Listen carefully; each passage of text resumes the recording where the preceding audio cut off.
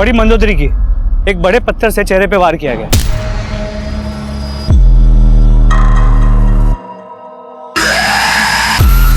Body को इन झाड़ियों से ढका गया, इसलिए नजर नहीं है। मंदोदरी की बॉडी हमें यहाँ मिली और इनके पति कृष्णन की बॉडी इनके घर में लटकी हुई मिली।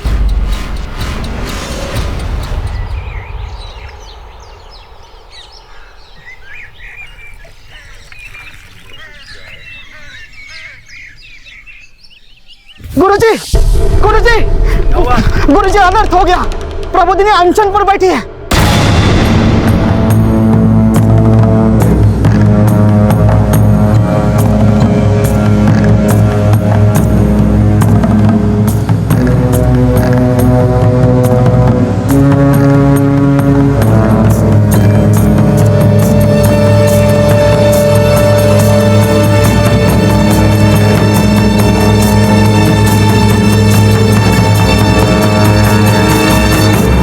प्रबोधिनी, तुम मर्यादा का उल्लंघन कर रही हो।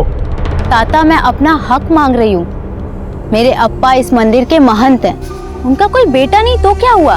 मैंने लड़की होते हुए महंत के सारे विधि विधान सीखे हैं। स्त्री कितनी भी ज्ञानी हो, वो मंदिर की महंत नहीं बन सकती।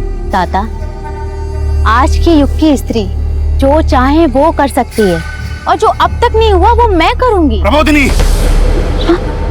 क्षमा ताता, क्षमा। बच्ची नादान है, मैं मना किया था ना मैंने। चलो इधर से। समझाओ इसे, वरना हम भूल जाएंगे कि ये तुम्हारी बेटी है। तय्युम ताहा तय्युम दत्त तय्युम दत्त तय्युम ताहा ताहा। अक्का कुछ खा लो ना, दत्त आपके अनशन का कोई फायदा नहीं है। तय्युम। प्रबोधिनी, तू अपने अप्पा से शास्त्र सीखने से तो अच्छा था ना विंध्या की तरह मुझसे नृत्य सीख लेती। हाँ अक्का, अभी तक तो ना आप बहुत बड़ी डांसर बन गई होती। अक्का, संतरा नहीं तो सेब ही खा लो, या फिर कुछ और ला दूं? ये कोई फलवल नहीं खाएगी, क्योंकि इसे तो पसंद है आइसक्रीम। अप्पा, आइसक्रीम? ये तो मेरी भी फेवरेट है। अप्पा, ये आइसक्रीम दिखाकर आप मेरा निर्णय नहीं बदल पाओगे। आपको तय करना ही होगा। मेघनाथ नहीं, मैं महंत बनूंगी। अप्पा, आप चाहें तो शास्त्रार्थ करा लें, मैं उनसे ज्यादा ज्ञानी हूँ। बैठो।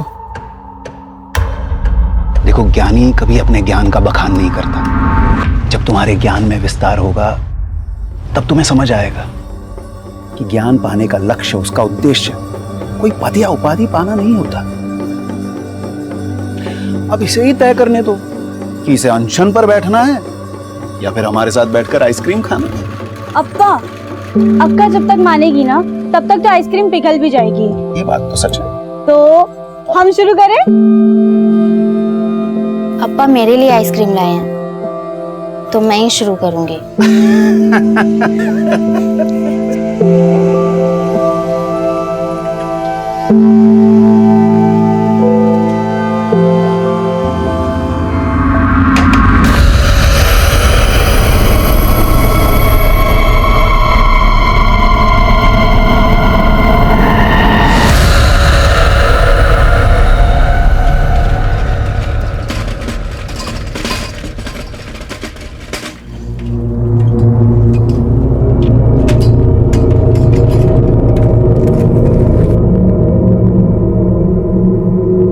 अक्का, दूध।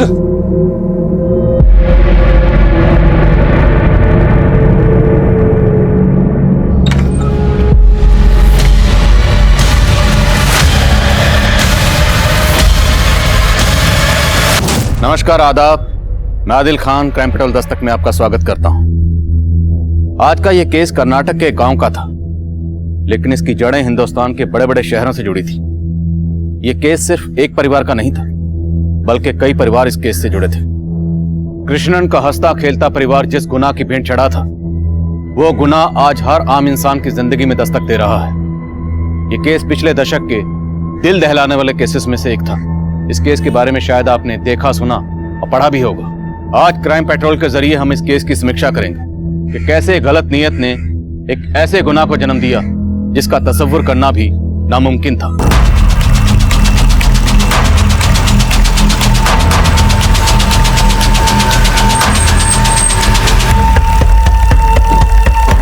पीछे हो जाइए।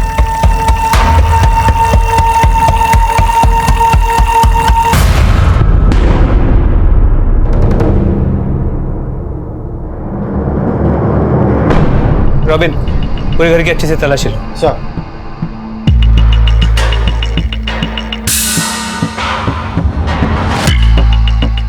कृष्णन हमारे कावेरी मंदिर के महंत थे। सुबह मंगलाचरण के आरती के लिए भी वो नहीं आए थे, इसलिए हम यहाँ आ ही रहे थे तो कृष्णन के बारे में पता चला। इस कृष्णन के परिवार में कौन कौन है? इनकी बीवी और 3 बेटियां हैं। बीवी और 2 बड़ी बेटियों का फोन नहीं लग रहा और छोटी बेटी के पास फोन नहीं है। साहब, मुझे तो लगता है ये षड्यंत्र है। कृष्णन आत्महत्या कर ही नहीं सकता। आप कह रहे हैं कि ये कृष्णन आत्महत्या नहीं कर सकते, पर उनका पूरा परिवार भी गायब। ये चक्कर क्या है? सब परसों शाम से इनका परिवार को वहाँ कोई नहीं दिखा। कल मैंने इस बारे में महंत से भी बात किया था। नमस्कार महंत जी। नमस्कार। 2 दिन से बच्चे दिखाई नहीं दे रहे, हमारे यहाँ खेलने भी नहीं आया वो बच्चे जो हैं वो मंदोदरी के साथ मामा के यहाँ गए हुए हैं। आएंगे तो भेज दूंगा खेलने के लिए। नमस्कार। इन बच्चों का मामा रहता कहाँ है? वेतरणा गांव में। नंदन नाम है उनका, मेरे पास नंबर है उनका। भरते हैं। हेलो, नंदन बोल रहे हैं, कृष्णन महंत के साले। जी बोल रहा हूँ। पीआई मुरुगन, आपके जीजा कृष्णन की लाश मिली है उन्हीं के घर पे। क्या? पर हमें ये बताया गया है कि उनकी बीवी और 3 बच्चे आपके घर आए हुए हैं। नहीं, वो तो महीनों से यहाँ पर नहीं आए।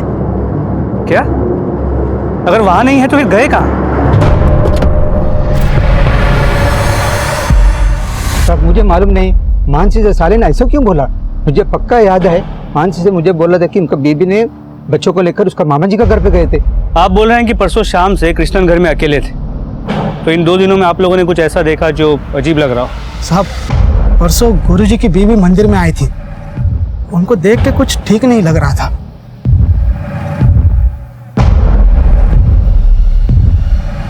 तुम यहाँ क्यों आई? आप मेरा फोन नहीं उठा रहे थे। अरे फोन नहीं उठा रहा तो क्या हुआ? यहाँ उन दोनों में बहुत देर तक कुछ बात हो रहा था, लेकिन क्या बात हो रहा था हमको मालूम नहीं साहब। और साहब, कल से गुरुजी भी बहुत परेशान लग रहे थे। शयन आरती के समय तो उनके आंखों से आंसू बह रहे थे।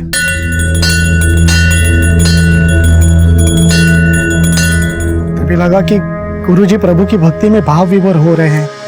हो सकता है उनके आंसुओं के पीछे कोई पीड़ा छुपी हो।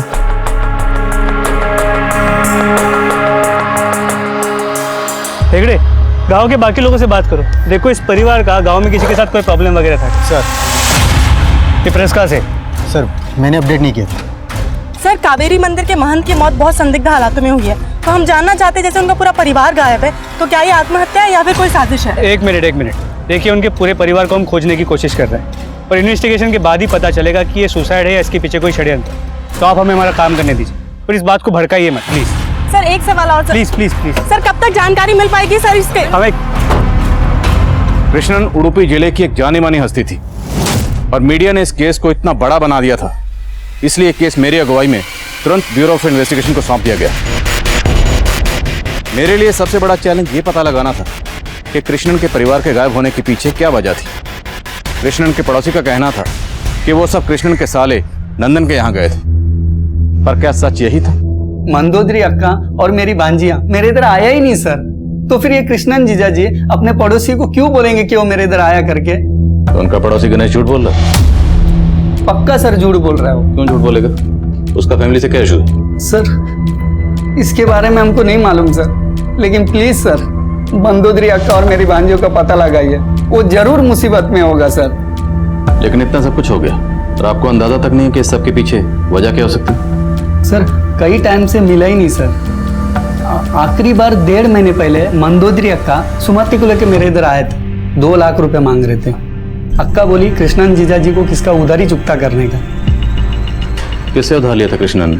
सर ये तो नहीं पता, लेकिन सर इस वजह से अक्का बहुत परेशान लग रही थी।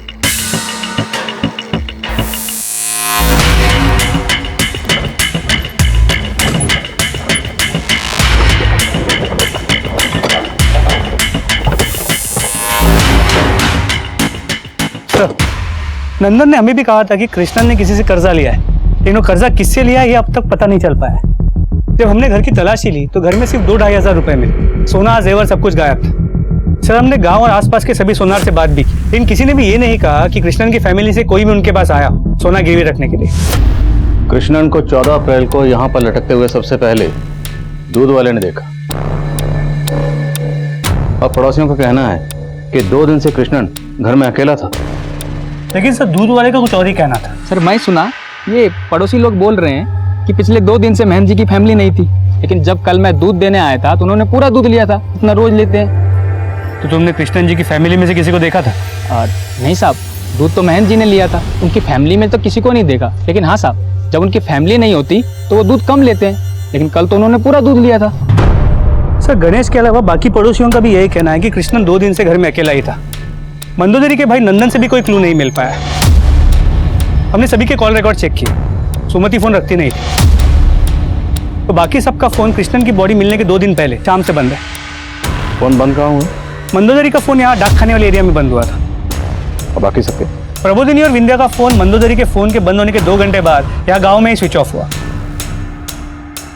कॉल रिकॉर्ड से कुछ मिला? नहीं सर, मंदोदरी के कॉल रिकॉर्ड में एक नंबर मिला है जो किसी सदाशिव का है।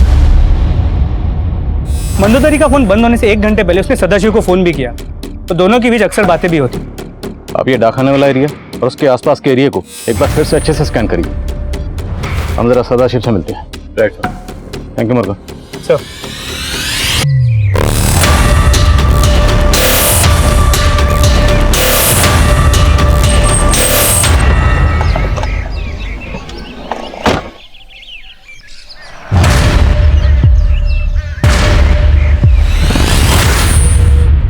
सदाशिव? जी हाँ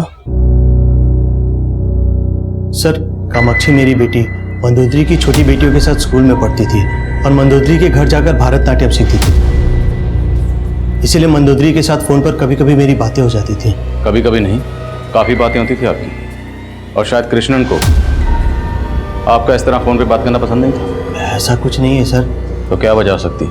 कृष्णन ने सुसाइड क्यों किया? मंदोदरी और उसकी तीनों बेटियां कहाँ गायब है? सर इन सब से तो मैं खुद ही हैरान हूँ, पर ऐसा कुछ नहीं है जैसा आप सोच रहे हो।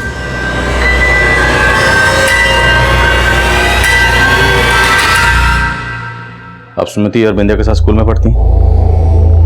उनकी मां मंदोदरी से भरतनाट्यम सीखने उनके घर जाती हैं? हाँ। हर रोज जाती होंगी? नहीं अंकल, 2 महीने से आंटी ने डांस क्लास लेना बंद कर दिया था। बंद कर दी? क्यों? फोन का 40 था, 40 दिन का उपवास। अक्का मुझे गोला खाना है। सुमति, अभी हम 40 में हैं, अभी 30 दिन और है उपवास में। अपनी इंद्रियों पे काबू रखो। चलो। पर अंकल 1 हफ्ते पहले ही विंध्या और सुमति ने स्कूल आना बंद कर दिया था। Sir 1 minute. सर डाकखाने वाले एरिया में जहाँ पर मंदोदरी का फोन बंद हुआ था वहां पर एक लाश मिली है।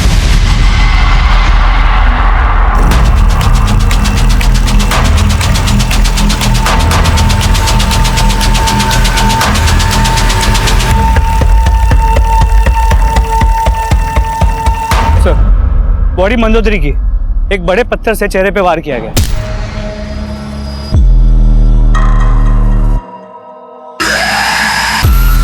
बॉडी को इन झाड़ियों से ढका गया इसलिए नजर नहीं आई।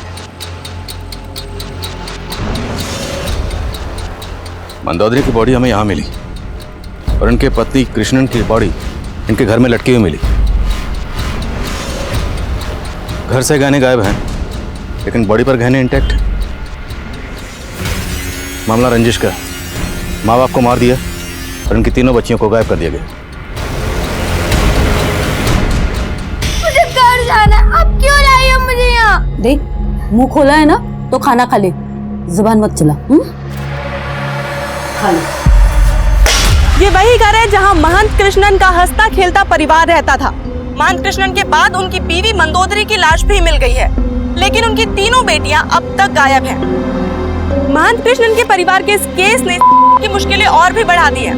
आखिर महंत कृष्णन का परिवार किसके अपराध का शिकार हुआ और अब उनकी तीनों बेटियां कहां हैं? ये सवाल अब भी बना हुआ है। हम आपको समय समय पर जानकारी देते रहेंगे।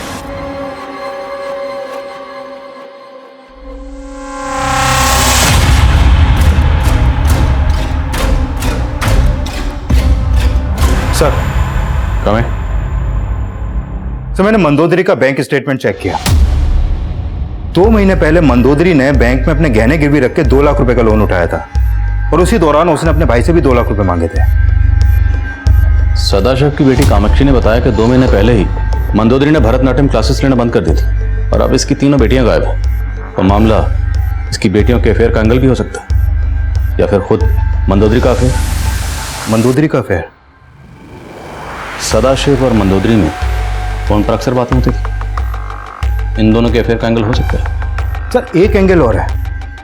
किशन की मौत के बाद मेघनाथ को मंदिर का महंत बनाने की बात चल रही है, जबकि किशन की बड़ी बेटी प्रबोधनी भी महंत बनना चाहती थी और इसके लिए उसने अनशन भी किया था।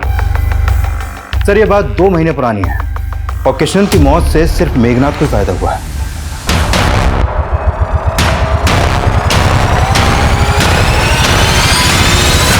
अरे नहीं साहब, क्या बोल रहे हैं आप साहब? सर मेरे को महंत बनने का कोई लालच नहीं था साहब, और ना ही कभी मैंने वो प्रबोधिनी को विरोध किया था। अब आप ही मेरे को बताओ साहब, नारी महंत कैसे बन सकता है? और गुरुजी का खुद उसको विरोध था साहब, लेकिन उस प्रबोधिनी ने बहुत जतन किया था महंत बनने के लिए। महंत तो वो बन नहीं सकी, पर काम ऐसा किया कि खुद गुरुजी भी हैरान थे साहब। कुछ महीने पहले उसने एक लड़का लड़की का विवाह तक करवा दिया था। प्रबोधिनी क्या कर रही हो तुम? अप्पा मैं महंत तो बन नहीं सकती, लेकिन विधि विधान से किसी का विवाह तो करा ही सकती हूँ ना। स्त्री के द्वारा किया हुआ विवाह समाज को मान्य नहीं होता। मैं इन्हें विवाह के बंधन में बांध चुकी हूँ। जब इन्हें कोई प्रॉब्लम नहीं है तो आपको क्यों है? कृष्ण कैसे जबान चला रही है थे, संभाल इसे, वरना तेरा मान सम्मान सब मिट्टी में मिला देगी ये। लेकिन प्रबोधिनी के घमंड के वजह से विवाद खत्म ही नहीं हो रहे थे। उस विवाह के कुछ दिन बाद कुछ लोगों ने प्रबोधिनी के मुंह पे कालिक तक पोत दी।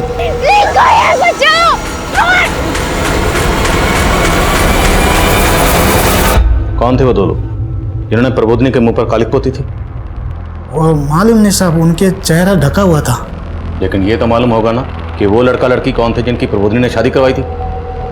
वो दूसरे गांव के लोग थे साहब। उन दोनों ने भाग के शादी किया था, लेकिन गुरुजी को शक था कि प्रबोधिनी के मुंह पे कालिक पोतने वाले लोग भी उसी लड़का लड़की के परिवार से होंगे, लेकिन अभी तक कुछ मालूम नहीं चला सर।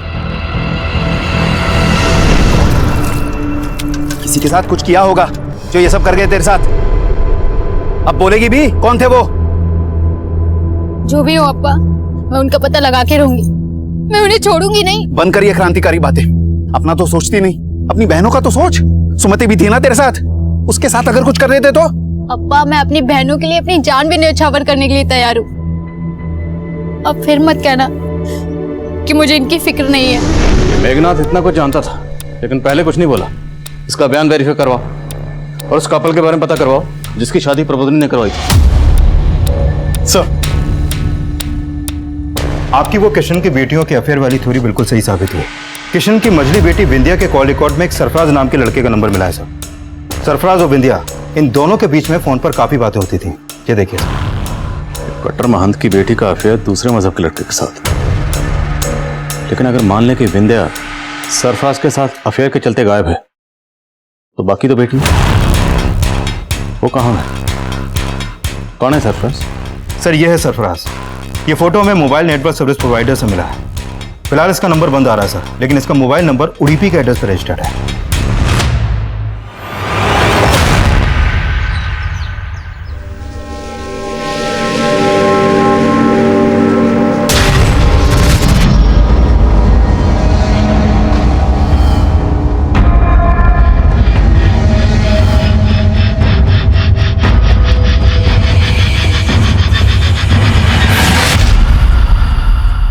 नहीं सर, मैं इस लड़के को नहीं जानता और जीजाजी और अक्का ने भी ऐसा कुछ बताया नहीं सर। और मुझे नहीं लगता विंध्या दूसरे धर्म के लड़के से दोस्ती करेगी सर। मुझे लगता है कि ये लड़का उसको फोन करके परेशान करता था। विंध्या ने कभी आपको ऐसा कुछ कहा था? नहीं सर, ऐसा तो कुछ बोला नहीं।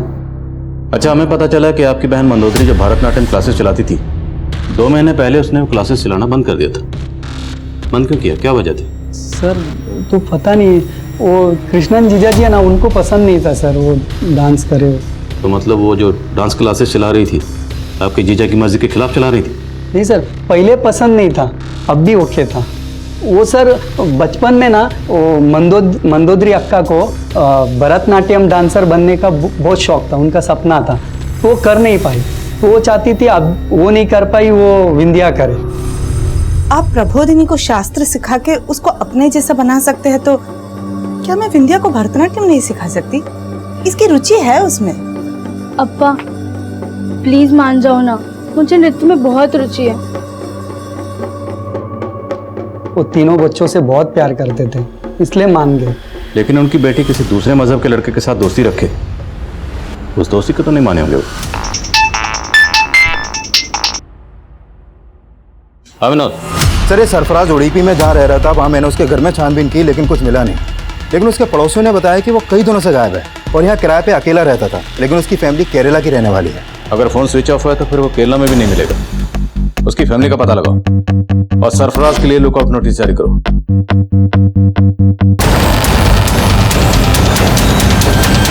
अम्मा, मुझे कन्याकुमारी नहीं जाना, मुझे मौसी के पास जाना है, बेंगलुरु में। अरे तुम्हारी मौसी तो बेंगलुरु में अकेली रहती है, सुबह शाम काम पे रहती है।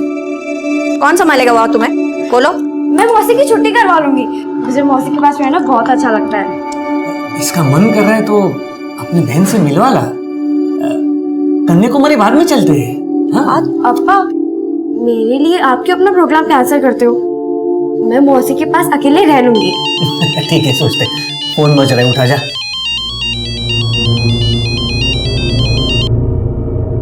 हेलो। हाय सिया। कौन बोल रहा है? मेरी आवाज भी भूल गई तुम?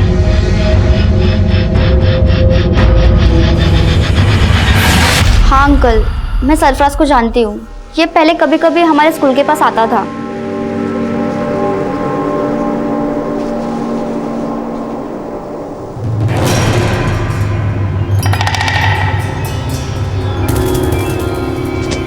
तब मुझे मालूम नहीं था कि ये दूसरे धर्म का है।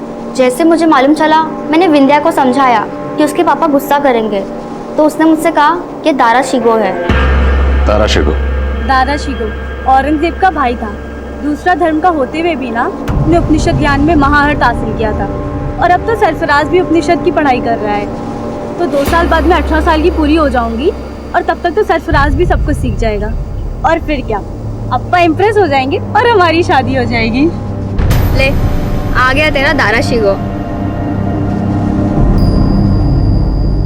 अंकल, विंध्या सरफराज से सच्चा प्यार करती थी, फिर उन लोगों ने अचानक मिलना बंद कर दिया।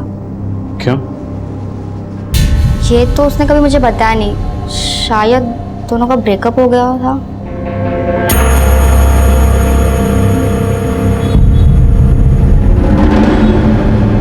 तुम अभी इधर ही रुकना, हमें स्टेशन वापस जाना। हाँ? मौसी, हाउ आर यू सिया? अच्छी हूँ।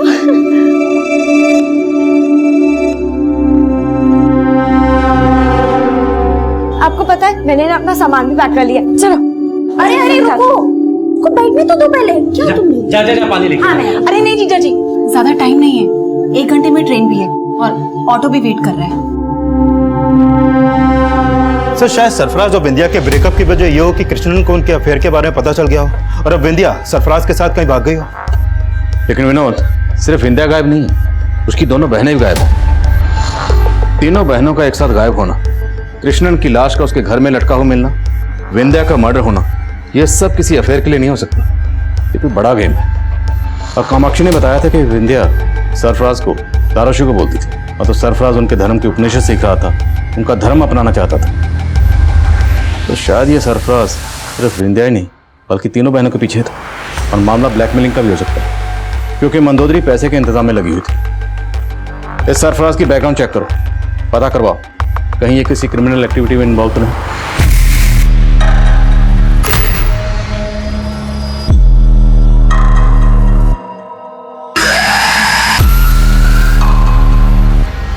दादा का आइसक्रीम दो।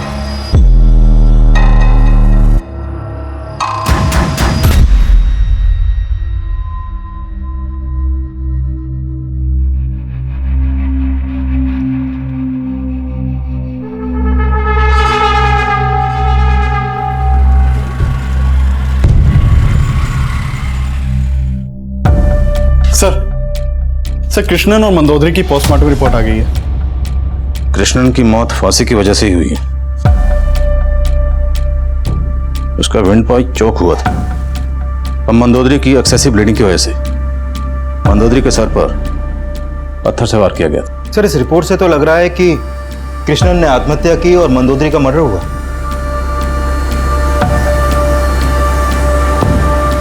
मंदोदरी का कत्ल कृष्णन की मौत के 40 घंटे पहले हुआ, जिस दौरान वो कृष्णन से मिलने मंदिर गई। और मौत से एक दिन पहले कृष्णन काफी दुखी थे और आरती के वक्त रो भी रहे थे।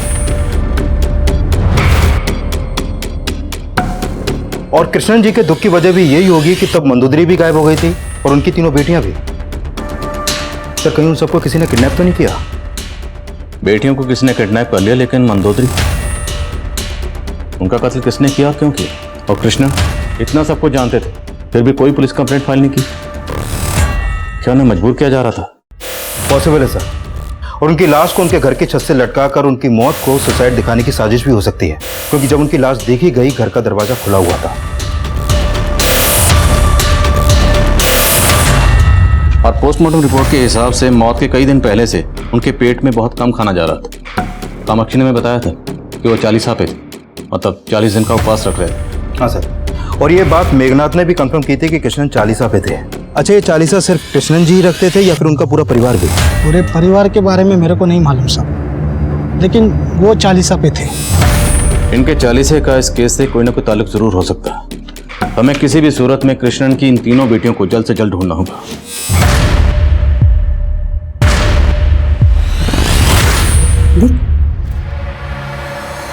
कैसा लगा?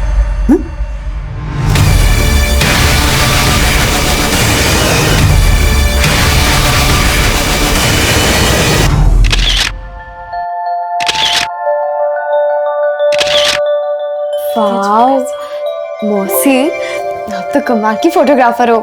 मैं कमाल की नहीं हूँ, तू है ही इतनी फोटोजेनिक। सी कितनी अच्छी फोटोग्राफ्स आई हैं। ये वाली बहुत अच्छी है। नेक्स्ट देख। एक मिनट मौसी। हेलो, कैसी हो सिया? Wrong number. किसका फोन था सिया? रॉन्ग नंबर मौसी।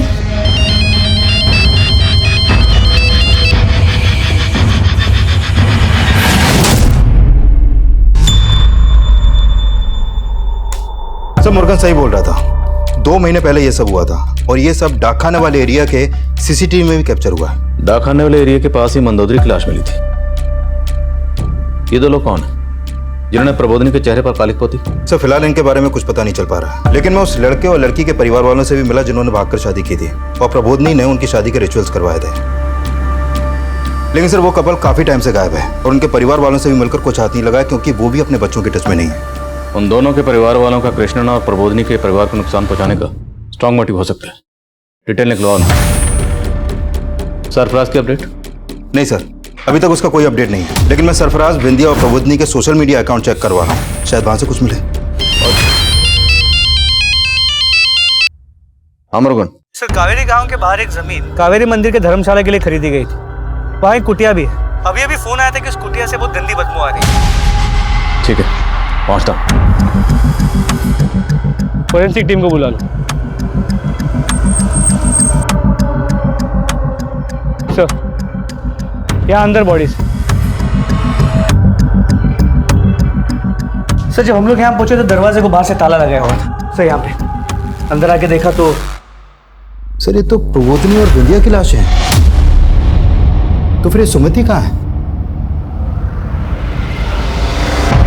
सर, यहाँ पॉइजन की खाली बोतल मिली, आइसक्रीम के खाली कप्स, और दोनों के मुंह पे सूखे हुए झाग के निशान। और सर यहाँ देखिए, बांधे जाने का मार्क्स दोनों के पाँव पे, और यहाँ रस्सियाँ। लगता है इन्हें काफी दिनों से बांध के रखा गया था। और शायद ये पॉइजन इन्हें आइसक्रीम में मिलाकर खिलाया गया।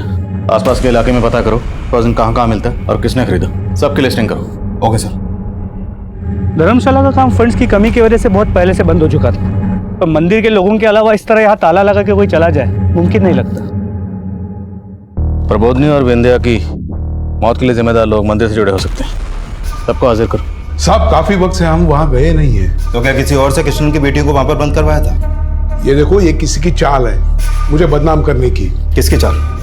ये आपका काम है, आप ढूंढ निकालो। आप जैसा सोच रहे हैं वैसे हिंसक लोग हम नहीं है। हिंसा तो आपने बाद में की थी यशोदास जी, पहले तो आपने ही प्रबोधनी के मुंह पे कालिक पतवाई होगी।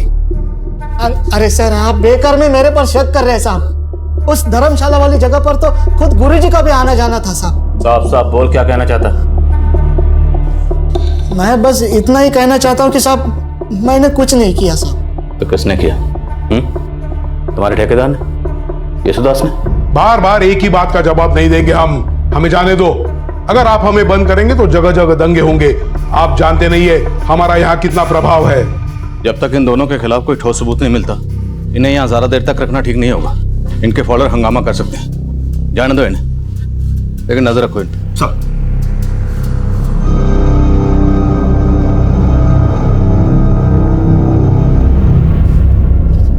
क्यों ये सब देख कर वही सब बातें याद कर रही हो?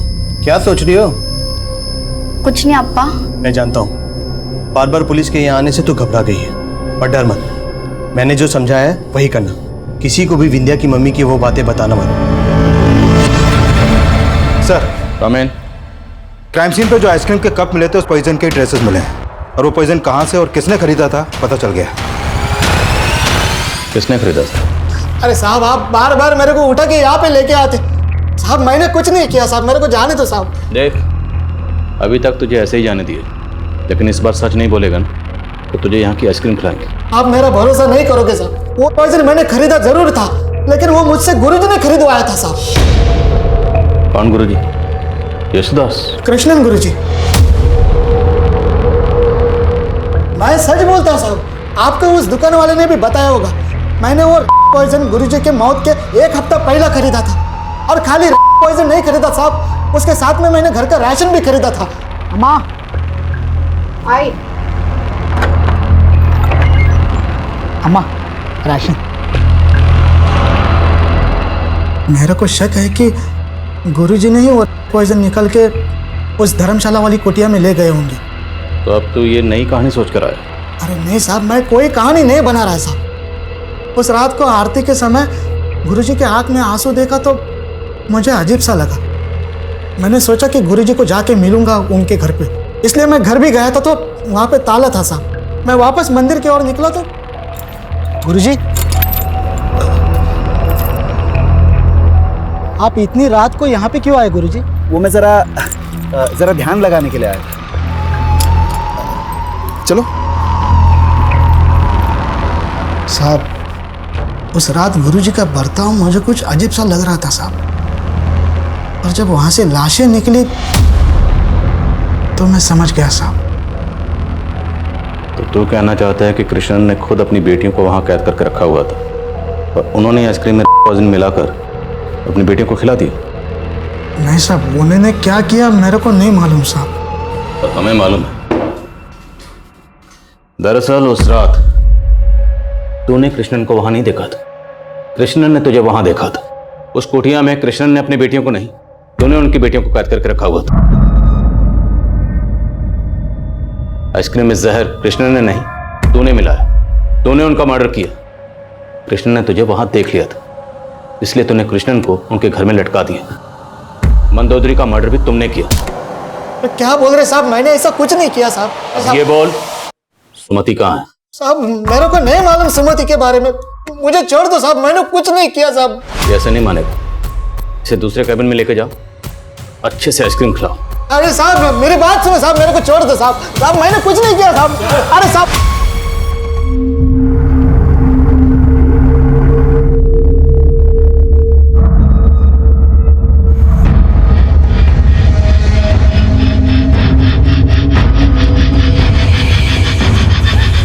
बेशरम, कहीं मुंह दिखाने लायक नहीं छोड़ा तुमने हमें। 4 महीने से पेट से है, अब डॉक्टर कह रहे हैं कि बच्चा भी नहीं गिरा सकता, पेट से है, मर जाएगी वो। मानो उससे गलती हुई, लेकिन अब गलती, अरे मैंने तो सिर्फ उस पे हाथ उठाया है। इसके अब्बा को पता चलेगा तो इसको मार ही डालेंगे। सर, उस धर्मशाला की चाबी कृष्णन के घर पे मिली है और धर्मशाला पे जो ताला लगा था उस पर भी कृष्णन के फिंगरप्रिंट्स मिले हैं। और सर, ये भी पता चला है कि अपनी मौत से 1 रात पहले कृष्णन एक आइसक्रीम शॉप पर आइसक्रीम खरीदते हुए देखे गए और उस दुकान वाले ने भी कृष्णन को आइडेंटिफाई किया। सर एक बात और, जिस समय मंदोदरी का फोन डाकखाने वाले एरिया में बंद हुआ, लगभग उसी समय कृष्णन का फोन भी उसी एरिया में एक्टिव था। सर, ये सारे समीकरण तो इस मेघनाथ के स्टेटमेंट को सही साबित कर रहे हैं। लेकिन मंदोदरी का मर्डर कृष्णन की मौत के तकरीबन 40 घंटे मतलब 2 दिन पहले हुआ, तो हो सकता है ये कोई सोची समझी साजिश हो, जिस साजिश के तहत कृष्णन की बेटियों को अगवा करके कृष्णन को यह सब करने के लिए मजबूर किया गया। क्राइम सीन पर कृष्णन के फिंगरप्रिंट्स का मिले और कृष्णन के फोन का सेम उसी लोकेशन पर एक्टिव होना जहां पर उसकी पत्नी मंदोदरी का फोन स्विच ऑफ हुआ था, ये सब किसी साजिश की तरफ इशारा करते हैं। इस केस में ऐसे और बहुत से सवाल हैं जिनका जवाब मिलना भी बाकी है। कृष्णन ने कर्जा किससे लिया था और मंदोदरी पैसों का इंतजाम क्यों कर रही थी और सरफराज क्यों गायब है?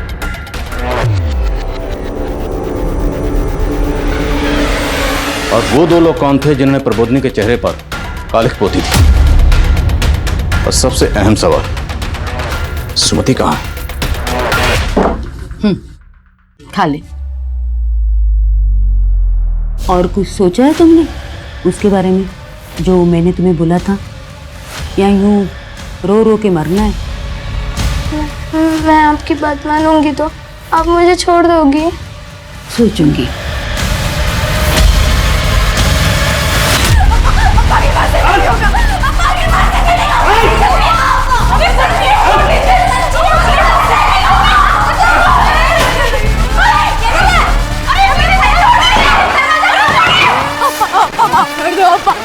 कूद यहाँ से, कूद।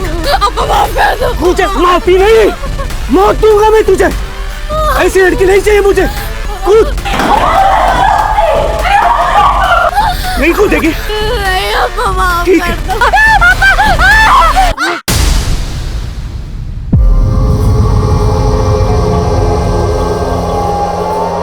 सर, प्रबोधनी और विंध्या की पोस्टमार्टम रिपोर्ट के मुताबिक इन दोनों की मौत जहर खाने से हुई, जो इनको आइसक्रीम में मिलाकर दिया गया। सर, इन दोनों की मौत कृष्णन की मौत से 4 घंटे पहले हो गई थी।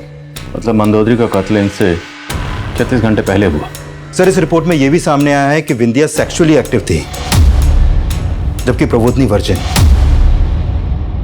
विंध्या सिर्फ 16 साल की थी और विंध्या की लाइफ में सिर्फ ये सरफराज था। तो मतलब विंध्या के सरफराज के साथ फिजिकल रिलेशन थे। सर, कृष्णन के गुस्से की वजह यह बात भी हो सकती है। कृष्णन एक बेटी की सजा पूरे परिवार को क्यों देगा? पर सर, यह भी तो हो सकता है कि सर बेंगलुरु पुलिस ने सरफराज का पता लगा लिया है। वो बेंगलुरु में ही अपने एक दोस्त के घर पे छिपा हुआ है।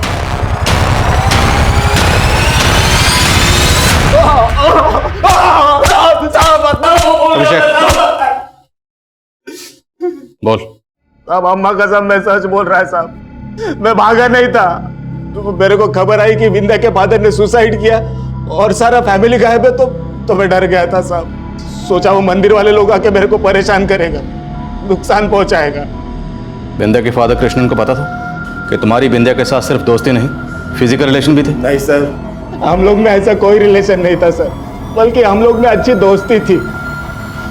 और 2 महीने पहले पता नहीं अचानक विंध्या ने वो खत्म कर दी। विंध्या तुम्हें हो क्या गया है? तुम मुझे ऐसे अवॉइड क्यों कर रही हो? सरफराज, इस वक्त मेरे पास तुम्हारी बातों का कोई जवाब नहीं है। प्लीज मुझसे मिलने की कोशिश मत करो। क्यों ना करूं? मैं प्यार करता हूं तुमसे, और ये अचानक से क्या हो गया तुम्हें? मैं तुम्हें कुछ भी अभी नहीं बता सकती, प्लीज छोड़ दो मुझे। विंध्या, उस दिन कामाक्षी के पापा ने मेरे को देख लिया था, मुझे लगा वो विंध्या के पापा को जाके बताएंगे, इसलिए साहब मैं चिप गया था, मैं भागा नहीं था साहब। यहां तेरी कोई सफाई नहीं चलने वाली। अगर ये सरफराज वाकई सच बोल रहा है तो ऐसी क्या वजह रही होगी कि विंध्या ने उसे 2 महीने पहले अवॉइड करना शुरू कर दिया? और वो कौन है जिसके साथ विंध्या के फिजिकल रिलेशन थे और विंध्या सेक्सुअली एक्टिव हुई? सूत्रों से पता चला है कि भी यही मान रही है कि कृष्णन ने ही अपने पूरे परिवार का मर्डर किया है। विंध्या और उसके बॉयफ्रेंड सरफराज के खिलाफ कोई भी ठोस सबूत नहीं मिल पाया है। और अगर कृष्णन ने ही अपने पूरे परिवार का मर्डर किया है तो क्या इसके पीछे का राज ये है कि कृष्णन का अपनी खुद की बेटी के साथ नाजायज संबंध था? अरे मीडिया वही कहती है जो पुलिस उन्हें बताती है, और वो पुलिस तो कुछ कर नहीं पा रही है, और इसलिए वो कृष्णन के ऊपर ऐसे घिनौने आरोप लगा रही है। ये हम कभी बर्दाश्त नहीं करेंगे। हमने ऐसी कोई थ्योरी नहीं बनाई थी कि कृष्णन के अपनी बेटी के साथ नाजायज ताल्लुकात थे, लेकिन मीडिया के अनुमान ने माहौल काफी बिगाड़ दिया था। हमने तुरंत प्रेस कॉन्फ्रेंस करके ये यकीन दिलाया कि हम कृष्णन के परिवार के गुनाहगारों का जल्द से जल्द पता लगाएंगे। तब हमने महसूस किया कि इस परिवार पर जो गुजरी थी उसकी वजह 2 महीने पुरानी थी। उसी दौरान मंदोदरी पैसों का इंतजाम करने में जुटी थी। उसी दौरान मंदोदरी ने भरतनाट्यम की क्लास लेना बंद किया था, और उसी दौरान कृष्णन का परिवार चालीसा यानी 40 दिन का उपवास रख रहा था। हमने इस टाइम पीरियड पर फोकस किया और कई नए नतीजे सामने आए। सर कम इन। सर, मंदोदरी की मौत से 2 महीने पहले के उसके पुराने कॉल रिकॉर्ड में एक फेक आईडी का नंबर मिला है। फेक आईडी का नंबर? हाँ सर, ये देखिए। और उस दौरान इस नंबर से मंदोदरी को काफी कॉल होते थे। और सर, मैंने चेक किया कि किशन की मौत से 55 दिन पहले मंदोदरी विंध्या और उसकी दोस्त कामाक्षी को लेकर चेन्नई गई थी। कामाक्षी भी उनके साथ गई थी? हाँ सर, मंदोदरी ने चेन्नई जाने वाली एक ट्रेन में टिकट बुक कराई थी, और ये टिकट कामाक्षी, विंध्या और मंदोदरी के नाम पर बुक थी। और सर, वो फेक आईडी का नंबर जिससे मंदोदरी को कॉल होते थे, वो नंबर भी अक्सर चेन्नई में एक्टिव रहता था। हाँ अंकल, आंटी मुझे और विंदा को चेन्नई ले गई थी। तुम लोग वहां पे 3 दिन थे, कहाँ रुके थे? वो आंटी के सहेली के यहाँ। कौन सहेली? क्या नाम? हम उन्हें आंटी बोलते थे, तो मुझे उनका नाम नहीं पता, और वो कहाँ रहती है मुझे ये भी नहीं पता। आपको तो पता होगा। मंदोदरी आपकी बेटी को लेकर कहाँ गई थी? नहीं सर, मुझे भी याद नहीं है। मेरा बहुत भरोसा था उन लोगों पे, इसलिए पूछा नहीं। कामाक्षी उनके साथ घूमने जाना चाहती थी, इसलिए अलाउ कर दिया।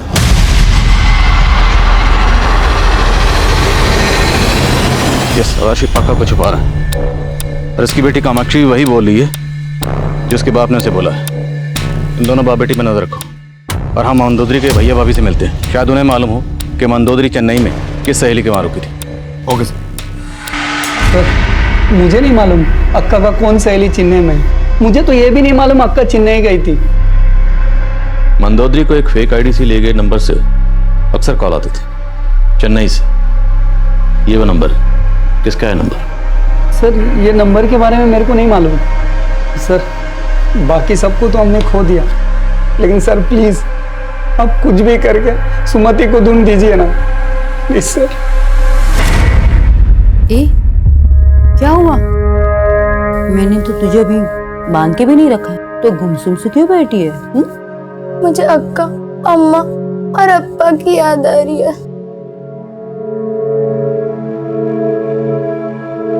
आप मुझे कब ले जाओगे उनके पास? सोचूंगी। सर, कमें? सर, मैंने उस फेक आईडी से लिए गए नंबर के कॉल रिकॉर्ड चेक किए। सर, उस नंबर से सिर्फ मंदोदरी को ही कॉल हो रहे थे। उस नंबर के कॉल रिकॉर्ड में मंदोदरी के अलावा कोई दूसरा नंबर है ही नहीं। मतलब फेक आईडी से लिया गया नंबर सिर्फ मंदोदरी को कॉल करने के लिए लिया गया था। जहां जहां चेन्नई में वो नंबर एक्टिव रहता था, उन एरियाज को स्कैन करो। और मंदोदरी जिस डेट को चेन्नई में पहुंची, उन्हें वहां रिसीव करने कोई ना कोई जरूर आया होगा। तो उस डेट की स्टेशन और उसके आसपास जितने भी सीसीटीवी हैं, सबकी फुटेज खंगालो। मुझे लगता है हमें सुमति की लीड भी चेन्नई से मिलेगी। Right sir. सुमति की तलाश में हम चेन्नई रेलवे स्टेशन से लेकर हर छोटी बड़ी जगह पर लगातार तफ्तीश कर रहे थे, और हमारे हाथ कुछ नहीं लगा। हमने उस दुकान का पता लगा लिया था जहां से वो फेक आईडी वाला नंबर खरीदा गया, जिससे मंदोदरी को लगातार कॉल हो रहे थे। लेकिन ये पता नहीं लग पाया कि वो नंबर इस्तेमाल कौन कर रहा था, और ये भी पता नहीं लग पाया कि वो 2 लोग कौन थे जिन्होंने प्रबोधिनी के चेहरे पर कालिख पोती थी। सरफराज, मेघनाथ, यशुदास और सदाशिव जैसे कई सस्पेक्ट हमारे रडार पर थे, लेकिन हम तब ये पता लगाने में नाकाम रहे कि सुमति उस वक्त कहाँ थी। इसलिए हमने उसकी तस्वीर सारे अखबारों और सोशल मीडिया पर सर्कुलेट करना शुरू किया। लेकिन 4 महीने गुजरने के बाद भी हमारे हाथ कोई लीड नहीं लगी। लेकिन उसी दौरान एक और गुना इस दशक की एक बड़ी ब्रेकिंग न्यूज़ बनने वाला था।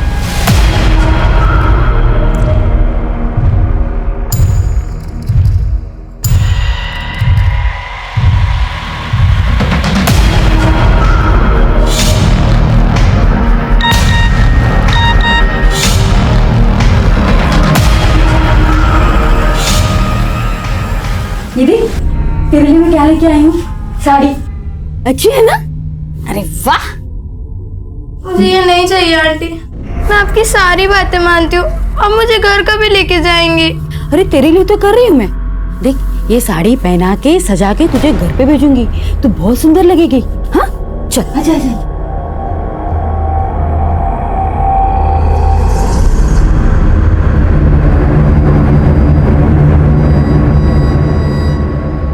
देखिए, सिया की नॉर्मल डिलीवरी पॉसिबल नहीं है, हमें कुछ इंतज़ार करना पड़ेगा, लेकिन ऑपरेशन करना ही होगा।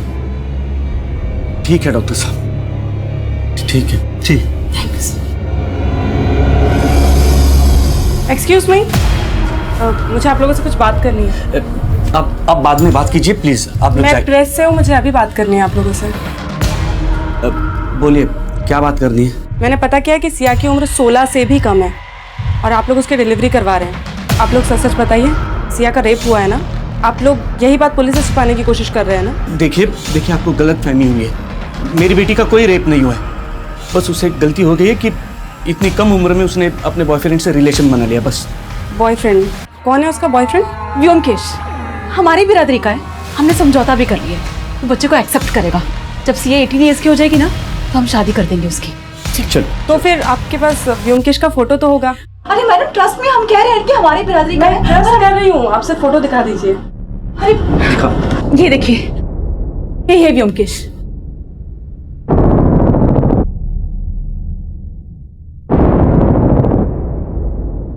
एक मिनट, तुम व्योमकेश हो ना? तुम ही ने सिया का रेप किया है ना? कैसी बात कर रही है मैडम आप? मैं प्यार करता हूँ सिया से, मैंने रेप नहीं किया उसका। कम से कम 5-6 साल छोटी है वो तुमसे, और तुमने, माइनर है वो, उसे प्रेग्नेंट कर दिया। माना मैडम, हमसे गलती हुई है, अब मैं सुधार भी कर रहा हूँ अपनी गलती में। मैडम, उसके पेट में जो बच्चा पल रहा है वो हमारे प्यार की निशानी है मैडम। मैंने रेप नहीं किया मैडम उसका। मैं इसका फोटो ले रही हूँ। सिया के पेरेंट्स के खिलाफ जाकर रिपोर्टर दमयंती ने खलबली पैदा कर उसने अखबारों में छाप दिया कि सिया के पेट में रेप चाइल्ड। मिनिस्ट्री को इसकी भनक लग गई और उन्होंने इसकी जांच की, लेकिन सिया के पेरेंट्स के बयान के बाद व्योमकेश को रेपिस्ट नहीं बल्कि एक ऐसा लवर मानकर सराहा जाने लगा जो हर हाल में सिया को अपनाना चाहता था। अलग अलग पॉलिटिकल पार्टीज के नेता, सोशल वर्कर सब सिया के शुभचिंतक बन गए।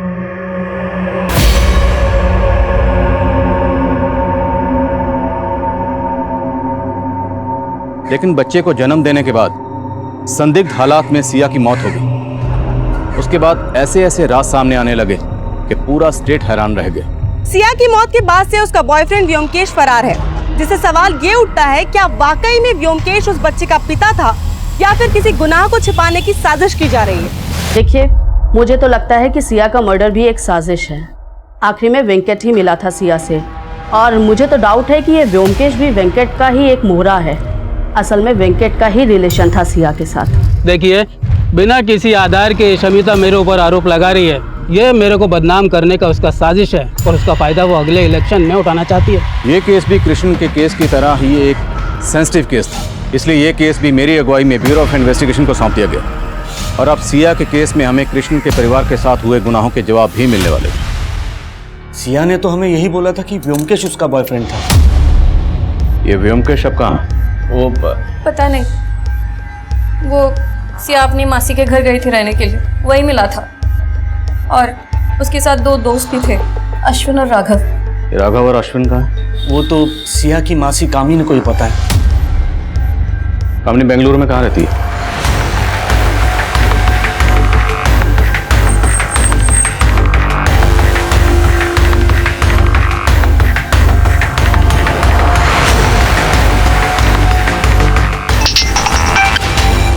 अविनोद सर, ये कामिनी अपने घर पे भी नहीं मिली, कई दिनों से ताला लगा उसके घर पे। तो मतलब सिर्फ कामिनी नहीं, व्योमकेश भी गायब है। ढूंढो इन दोनों को और व्योमकेश के दोस्तों का भी पता लगाओ।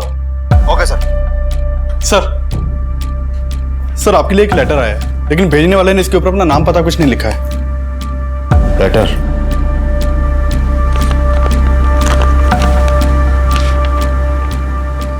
सर, मैं विंध्या और उसके परिवार की हमदर्द हूं और मुझे मालूम है कि उन सबकी मौत की जिम्मेदार ललिता है।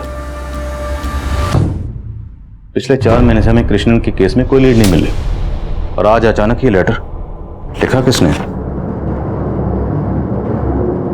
और ये ललिता कौन है?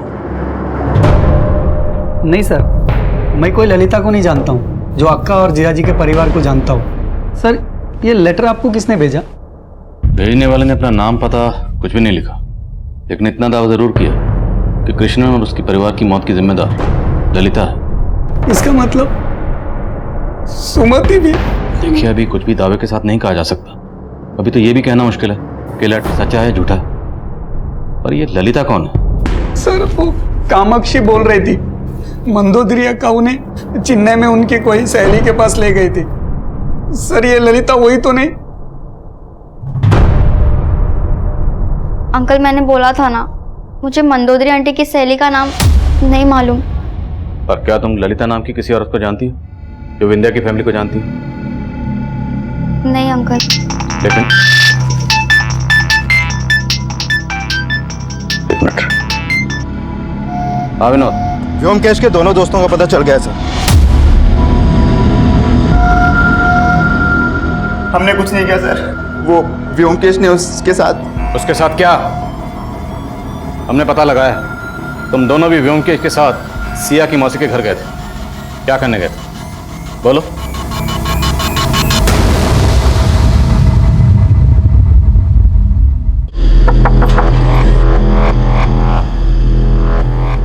तुम यहाँ?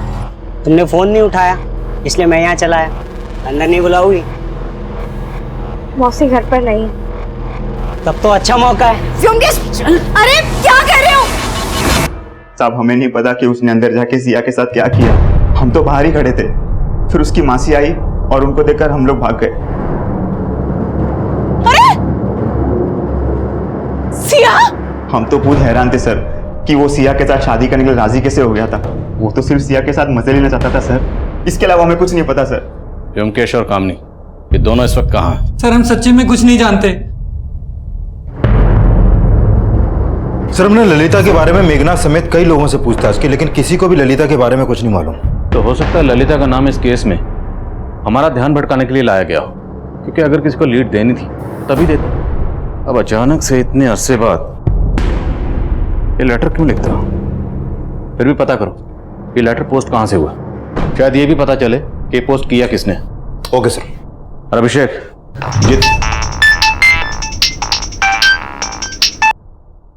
यस मुर्गुन। सर, हमारे खबरी सुमति की तलाश कर रहे थे तो गोमांतक गांव से एक इन्फॉर्मेशन मिली है। कैसी इन्फॉर्मेशन? सर, गोमांतक गांव में एक पुजारी है जो एक चाइल्ड मैरिज करने वाला है। एक औरत उससे लगातार मिल रही है और जिस लड़की की वो चाइल्ड मैरिज करने वाला है उसकी उम्र करीब 14 साल है। तो हो सकता है कि वो लड़की सुमति हो। हमारी टीम तुरंत तुमसे कांटेक्ट करेगी, तब तक उस पर नजर रखो। गोमांतक गांव में एक पुजारी एक छोटी बच्ची की शादी करवा रहा है, 14 साल की। शायद वो सुमति हो। सर, आप कहें तो उस पुजारी को उठा लें। नहीं, अभी पुजारी को उठाएंगे तो उस औरत को शक होगा। अभी चुपचाप गांव में जाओ और पुजारी पर नजर रखो और पता लगाओ कि जिस छोटी बच्ची की वो शादी करवा रहा है क्या वो वाकई सुमति है। Okay sir.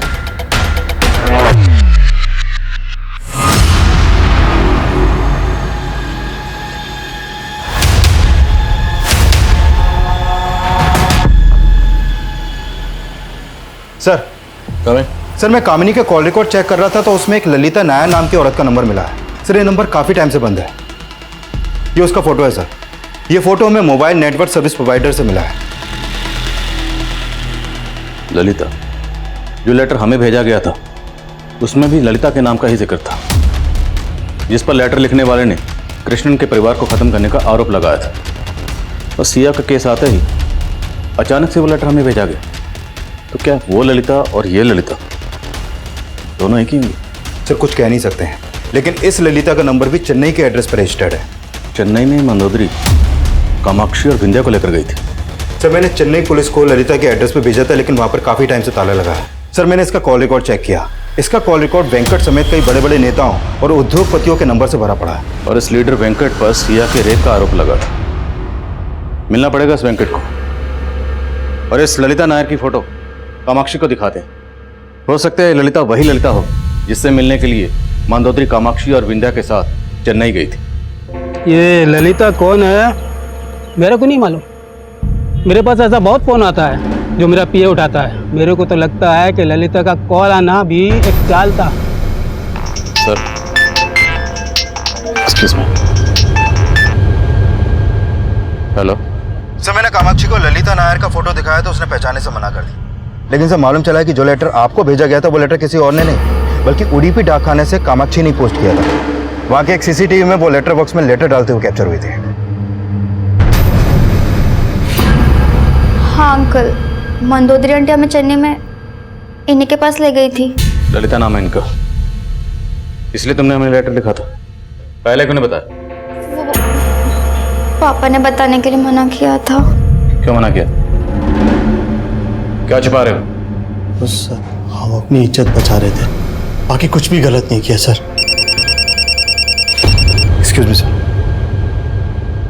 हाँ अभिषेक, वो गमंता गांव का पुजारी उस बच्चे की शादी करवाने के लिए जाने वाला है। ठीक है, मैं पहुंचता हूँ अभी।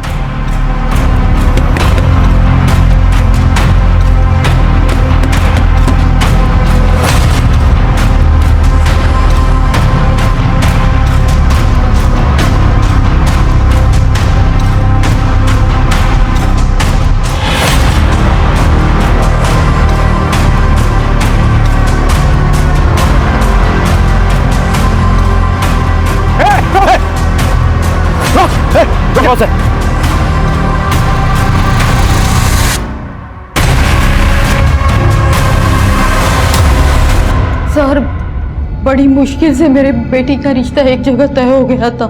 जिस लड़की को मैंने अपने बेटे के लिए चुना था उसी की शादी वो प्रबोधिनी ने दूसरी जगह करवाई थी। मेरे बेटे को कोई लड़की नहीं मिल रही थी शादी के लिए। हमें बदला लेना था प्रबोधिनी से, इसलिए हमने सुमति को उठा लिया। मुझे तो बस अपने बेटे का घर बसाना था। अपने बेटे का घर बसाने के लिए तुमने सुमिति को अगवा कर लिया और कृष्णन का पूरा परिवार तबाह कर दिया। नहीं नहीं, हमने कुछ नहीं किया। ये ललिता है ना, हमारे साथ मिली हुई है, कहाँ मिलेगी ये? हम इसको नहीं जानते, हमने किसी को कुछ नहीं किया। रेणु, खातिर करो दरान की।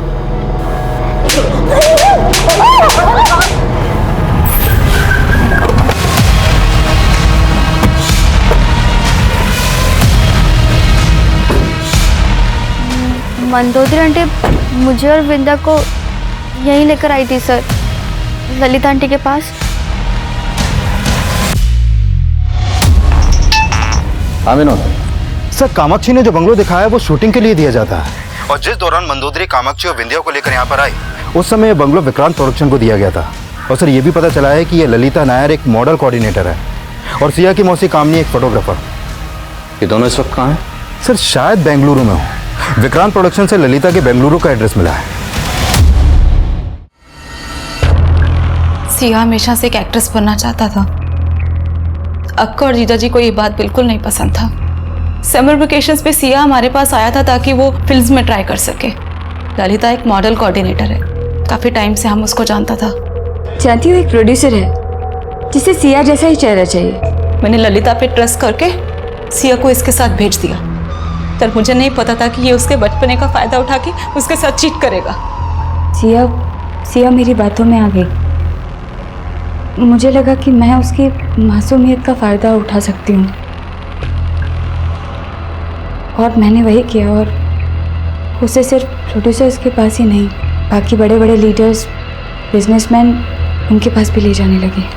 सिया जब अपने घर वापस चली गई तो तब मालूम चला कि वो प्रेग्नेंट थी।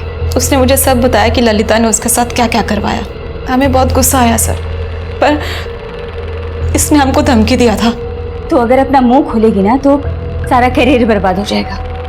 बहुत बड़े बड़े लोग इसमें इन्वॉल्व हैं। बेहतर यही होगा कि अपना मुंह बंद कर। व्योमकेश सिया को बहुत पसंद करता था सर। हमने उसका फायदा उठाया और बोला कि हम तुम दोनों का मैरिज करवा देगा, और सिया को भी अच्छे से समझा दिया। व्योमकेश कहाँ है? पता नहीं सर।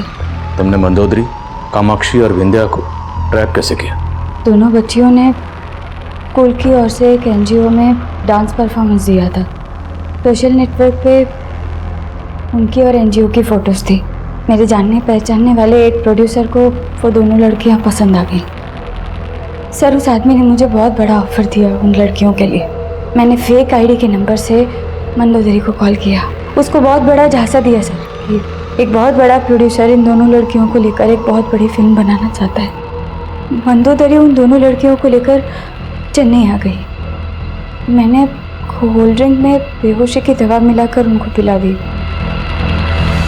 तो उसी फिल्म को लेकर तूने ब्लैकमेल कर रही थी और उनसे पैसे मांग रही थी, इसलिए मंदोदरी पैसों के इंतजाम में लगी हुई थी, क्योंकि ये उसे ब्लैकमेल कर रही थी ना ब्लैकमेल? सर पर हमने किसी को नहीं मारा है सर, सच में। ललिता के बयान के बाद हमने उन दोनों केसेस में कई गिरफ्तारियां की, जिसमें लीडर वेंकट और व्योमकेश भी शामिल थे। व्योमकेश ने कबूल किया कि उसने सिया का रेप किया था। सिया के बच्चे का डीएनए व्योमकेश से मैच हुआ। कृष्णन ने सुसाइड ही किया था, ये उसकी पोस्टमार्टम रिपोर्ट से साफ हो गया था। मंदोदरी की शॉकिंग चेन्नई ट्रिप के बाद कृष्णन मंदोदरी को ही विंध्या का गुनहगार मान रहा था, इसलिए सबकी शुद्धि के लिए उसने चालीसा यानी कि 40 दिन के उपवास के लिए कहा था।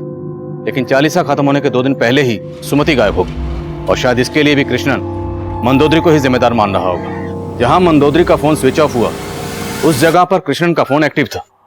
जहां प्रबोधिनी और विंध्या को जहर खिलाया गया, कृष्णन वहां भी मौजूद था। तो ये सारे सर्कमस्टेंशियल एविडेंस यही थ्योरी फॉर्म कर रहे थे कि शायद कृष्णन ने ही मंदोदरी, प्रबोधिनी और विंध्या का कत्ल किया।